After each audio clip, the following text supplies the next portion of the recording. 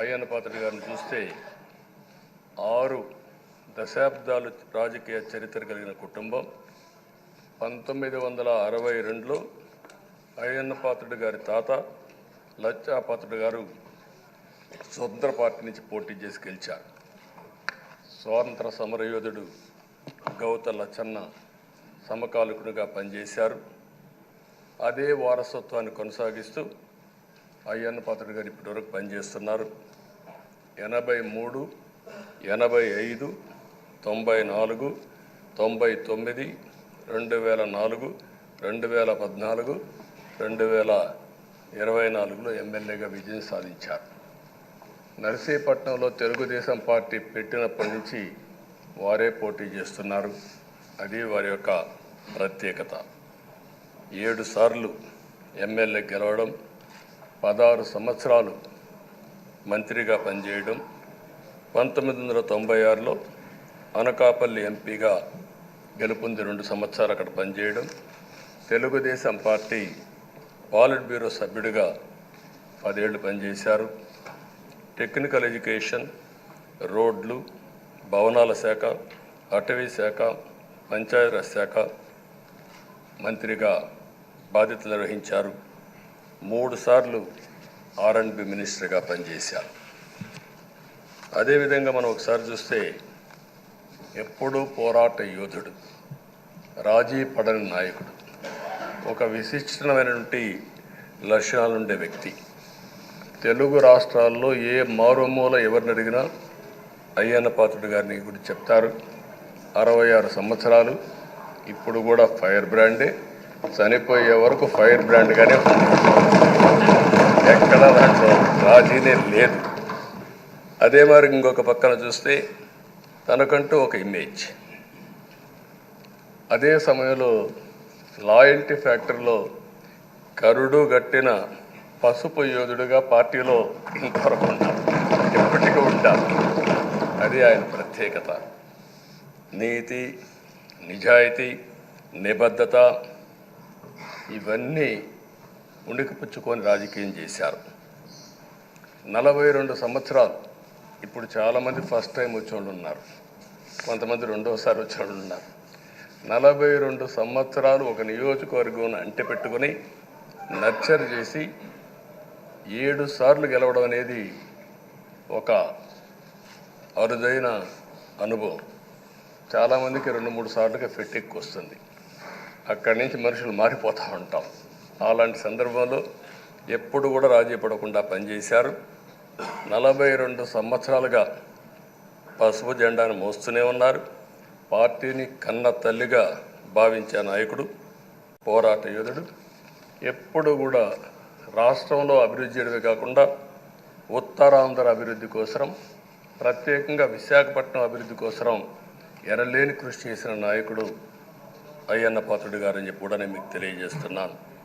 ఇంకొక పక్కన ఉత్తరాంధ్ర సుజల స్రవంతి, విశాఖపట్నం, విజయనగరం, శ్రీకాకుళం నీళ్లు కావాలి, గోదావరి నీళ్లు రావాలి, ఆ ప్రాంతం కూడా బాగుపడాలి, మా కరువు ప్రాంతానికి నీళ్లు కావాలని వెనకబడి క్యాబినెట్ మినిస్టర్గా దాన్ని శాంక్షన్ చేయించిన వ్యక్తి అయ్యన్న పాత్రుడు గారు. దానికి మనస్ఫూర్తిగా అభినందిస్తున్నాను.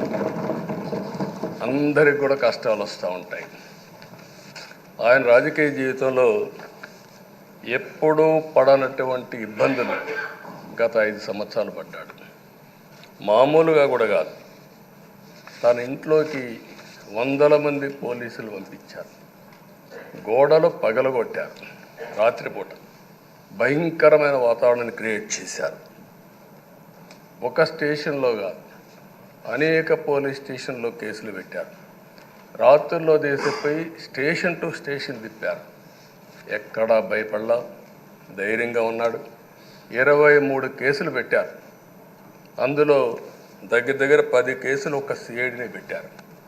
అయితే రాజీలేని పోరాటం చేసి మనోనిబ్బరంతో ముందుకు పోయిన వ్యక్తి.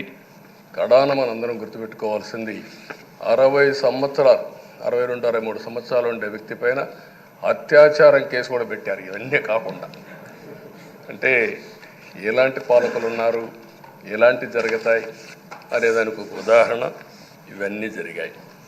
అయితే ఒక్క విషయం ఎక్కువంటే సభ్యులందరికీ విజ్ఞప్తి చేస్తున్నాను.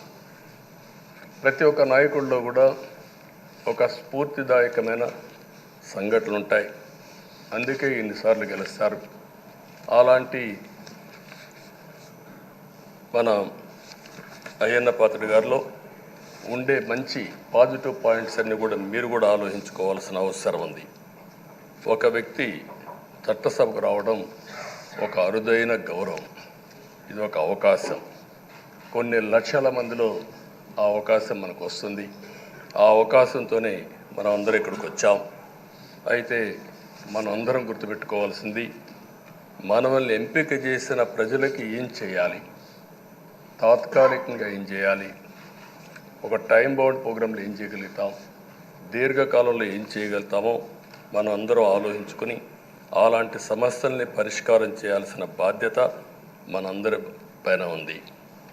అంతేకాకుండా ఈరోజు ఎక్కుండే ఎమ్మెల్యేలందరినీ కోరుతున్నాం, మనందరి పైన ఒక పవిత్రమైన ఉన్నతమైన బాధ్యతని తెలుసుకోవలసిన అవసరం ఉంది. చట్టసభల్లో సభ్యుల ప్రవర్తన, వ్యాఖ్యలు, చర్చలు, మనం ఏదో ఇక్కడ అపోజిషన్ ఉంటే అపోజిషన్కే జవాబుదారితనం, వాళ్ళ మీద మాట్లాడాలనే ఆలోచన కాకుండా మనం మాట్లాడే విషయాలు రాష్ట్రం మొత్తం ప్రజలంతా వాచ్ చేస్తూ ఉంటారు. మీ నియోజకవర్గంలో ఉండే ప్రజానీకం వాచ్ చేస్తారు, రాష్ట్రం అంతా వాచ్ చేస్తారు. ఒక సభ్యుడిగా మీరు సమర్థవంతంగా పనిచేస్తే ఎక్కడ లేని గౌరవం వస్తుంది.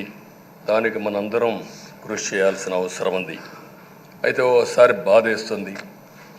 గడిచిన 5 సంవత్సరాలు శాసనసభ అంటే చాలా భిన్నంగా నడిచింది.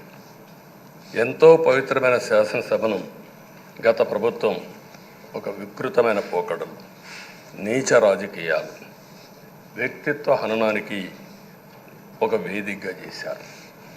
ఇదే అసెంబ్లీలో దూషణలు, బూతులు, విక్కరింతలు, కక్ష సాధింపులు, మైకు లేకుండా పోవడం ఒకటి కాదు, చాలా సమస్యలు వచ్చాయి. అదే సమయంలో ఫస్ట్ టైం వచ్చిన ఎమ్మెల్యే బాధ్యతారాహిత్యంగా 6-7 సార్లు గెలిచిన ఎమ్మెల్యేని విక్కరించడం, బూతులు తిట్టడం, చాలా వల్గర్గా ప్రవర్తించే పరిస్థితికి వచ్చారు. ఆ రోజు ప్రభుత్వం యొక్క వైఫల్యాల్ని క్వశ్చన్ చేస్తే వాళ్ళపైన సభలోనే దాడి చేయడం, నీచంగా మాట్లాడడం, వాళ్ళ మనోభావాలు దెబ్బతీయడం, ఇవన్నీ చేసే పరిస్థితికి వచ్చారు. ఇక్కడుండే నాయకులు నేను చూశాను. ఆ రోజు